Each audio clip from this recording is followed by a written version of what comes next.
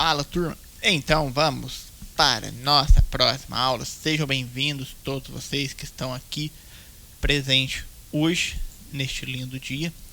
E hoje a gente vai ver um pouquinho sobre visão espacial, sólidos e suas planificações. Na realidade, essa matéria é uma matéria meio que nova no Enem. E no Enem não, aqui nas apostilas. O Enem já vem cobrando isso já faz alguns anos. Então qual que é a ideia aqui? É a gente interpretar o problema e esses sólidos são os mais comuns do Enem trabalhar, o tetraedro de Platão, o cubo, octaedro, dodecaedro e cosaedro. Só que você não tem que decorar essas figuras, obviamente, mas você tem que entender como que funciona os sólidos e as suas planificações. Então, um ponto importante aqui, principalmente nos exercícios, é a gente ter uma visão espacial, a gente tentar se colocar na posição de quem está vendo, na posição que o exercício predispõe para a gente e, acima de tudo, ter uma bela interpretação do exercício. Esse tipo de exercício, eles caem naqueles exercícios que são de nível fácil do Enem. Ou seja, não vai cair um desse aqui em nível difícil, pelo menos até a prova de 2019 não teve nenhum exercício de nível médio e nem difícil que estava nessa categoria de planificação de figuras. É uma matéria bem tranquila, onde o Enem quer te cobrar se você tem uma perspectiva, se você sabe se colocar no ponto que ele está pedindo e conseguir enxergar o problema de uma outra magnitude. Igual eu comentei, geralmente são exercícios fáceis, então não é para causar o erro mediante esse exercício, não é para vocês errarem. Vamos ver como é que funciona o número 1 então. O acesso entre os dois andares de uma casa é feito através de uma escada circular, escada caracol, representada na figura. Os 5 pontos ABCDE sobre o corrimão estão igualmente espaçados. Então esses pontos aqui, né, ABCDE, e igualmente espaçado, e os pontos P, A e E estão em uma mesma reta. Nessa escada, uma pessoa caminha deslizando a mão sobre o corrimão do ponto A até o ponto D. Então ele comenta, né, que esses 3 pontos aqui, eles estão igualmente espaçados, P, A e E. Estão numa mesma reta. Uma ortogonal aí, né? Aí vem a pergunta: a figura aqui melhor representa a projeção ortogonal sobre o piso da casa plano do caminho percorrido pela mão dessa pessoa é. Então os pontos estão aqui. Falou de projeção ortogonal, galera. Vou até grifar aqui a palavra pra gente, projeção ortogonal. Vocês podem até grifar aí também. Quando falar de projeção ortogonal, lembre-se que é a visão de cima. Quando você olha de cima para baixo, assim, projeção ortogonal. Qual que é a melhor figura que representa a projeção ortogonal, então, deste problema? E por que esse exercício é meio que uma pegadinha?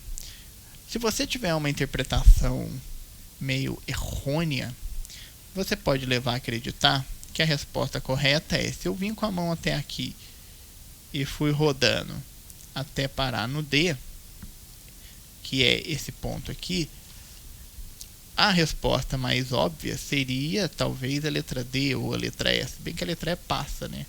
Mas talvez a letra D, que faz esse movimento bem característico da mão ali no corrimão. Só que detalhe que é para se prestar muita atenção aqui, ele comenta que a escada ela é circular, uma escada circular, ou seja, tudo que fugir do círculo aqui numa projeção ortogonal, ou seja, de cima, já está errado, então teria que ser um círculo. E a melhor forma que representa isso daí só pode ser então a letra C, porque é a única, inclusive, que tem um círculo perfeito. Talvez essas daqui até tenham também, só que não estão na projeção ortogonal, né? Se a gente estivesse vendo de cima, se ela estivesse sendo representada de cima, talvez o desenho fosse bem parecido com essa daqui, mas não é o caso, não podemos afirmar.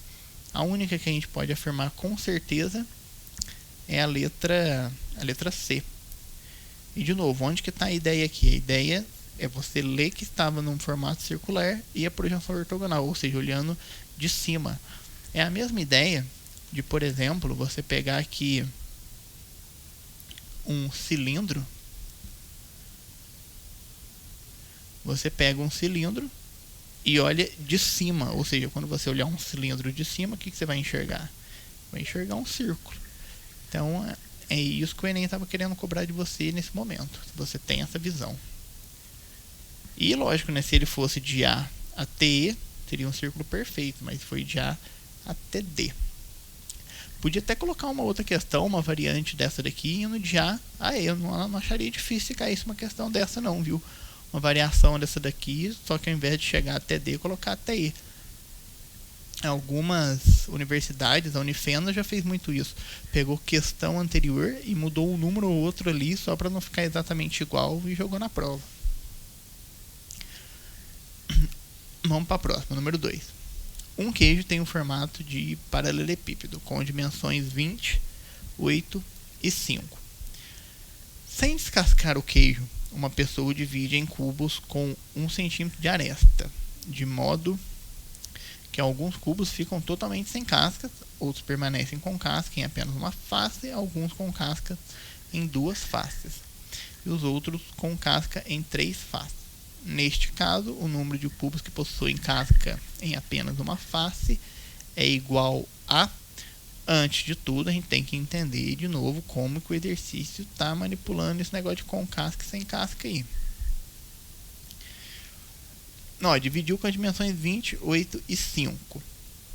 E o cubo tem 1 centímetro de aresta.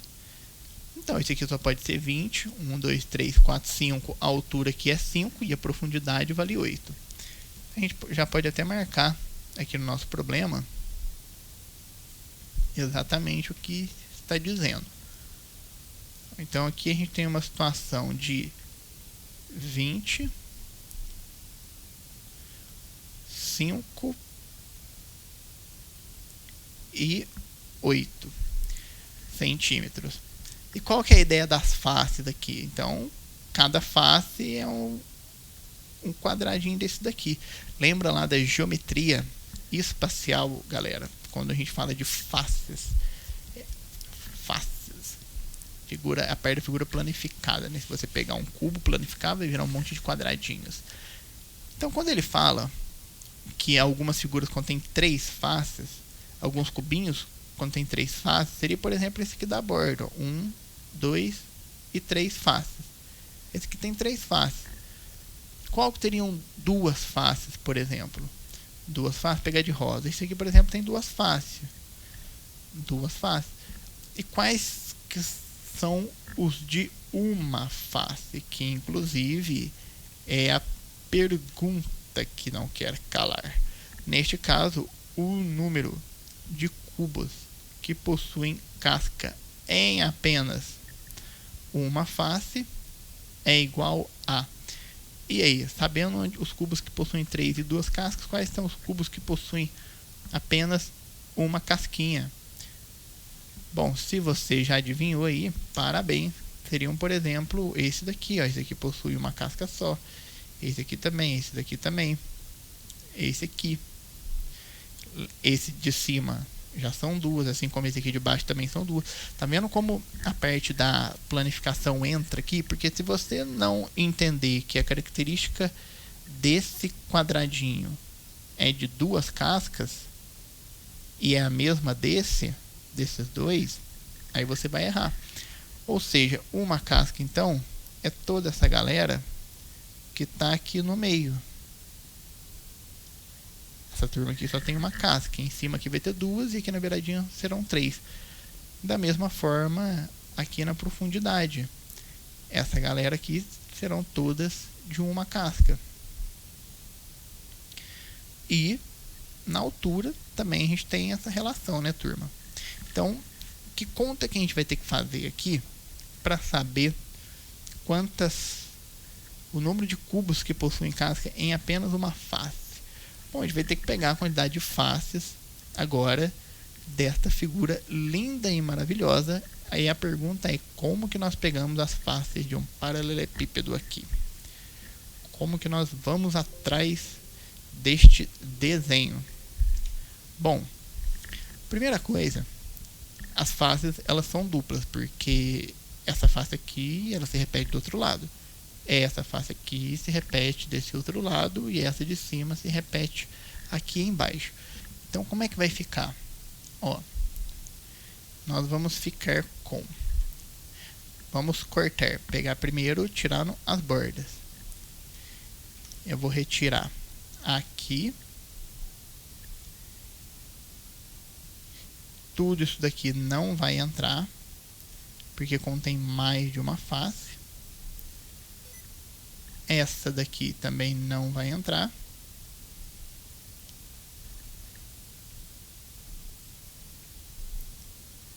Ó, tudo contém mais de uma face. Assim como essa parte de cima, que também não tem como entrar, né? Essa turma aqui toda da lateral não vai participar do nosso cálculo. Toda essa galera aqui não vai entrar na conta que a gente vai realizar. Ou seja, quantos cubinhos a gente tem aqui? Então aqui ficou com 18 vezes 3. Só que a gente tem duas faces. Então a gente vai ter que fazer aqui 2 vezes 18 vezes 3 mais essa parte aqui do paralelepípedo. Vai ficar com quanto? Aqui é 18 então, né? Que ficou 18 e aqui ficou com 3. Aqui não ficou com 8 mais, ficou com 6. Aqui não ficou com 5, ficou com 3. A gente vai ter duas faces dessa, uma do outro lado também, 6 vezes 3. Mais essa face já foi, ficou a face de cima apenas. A face de cima possui quanto? Possui 18 aqui por 6. E a gente tem duas delas, uma em cima e uma embaixo. Então 2 vezes 18 vezes 6. A soma disso aqui tudo, já agilizando nossos cálculos, dará 360, galera. E aí a gente finaliza o exercício. Então, tá vendo onde que ficou a interpretação disso aqui? É você entender o que seriam as faces e como que você distingue aqui no exercício. Então, a nossa resposta certa vai ser a letra A. Turma, então fica assim, valeu e até a próxima.